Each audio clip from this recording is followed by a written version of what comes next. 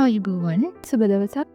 ආරක්ෂක අමාත්‍යාංශය මගින් සමස්ත දිවයිනට බලපෑ ඇති ආපදා තත්ත්වය හේතුවෙන් බලපෑමට ලක් වූ නිවාස කඩිනමින් ලියාපත් පදිංචියට සුදුසු පරිදි පිරිසිදු කර යථාවත් කර ගැනීම සඳහා රුපියල් 10,000ක අත්කාරමක් ලබා දීම සම්බන්ධ නිවේදනය මම අද ඔබට අරන් ආවේ.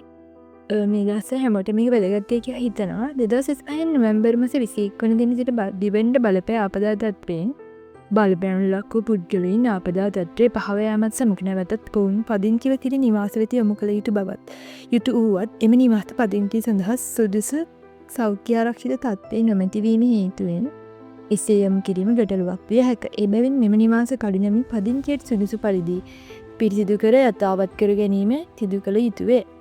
ඒ සඳහා ආපදා සහන සේවා මාර්ගෝපදේශ අංක 1න් 2025 පායිදශම දෙක සංශෝධනය කරන අතර ආපදාවට පත් වූ එක් නිවසක් වෙන රුපියල් 10,000ක අත්තිකාරා මුදලක් ලබා දීමට කටයුතු කරන ලෙස දන්වමි.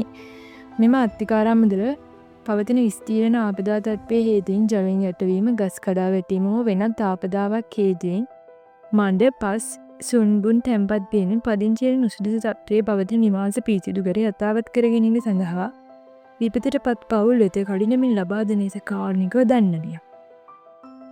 මෙහිදී පදිංචි ඉඩමේ අයිතිය නොසලකා වතු නිවාසද ඇතුළු ආපදාවට පත්වන සියලුම නිවාස සඳහා මෙම රුපියල් 10,000ක අත්තිකාරම ලබා දිය යුතුය කියලා තමයි සඳහන් කරන්නේ.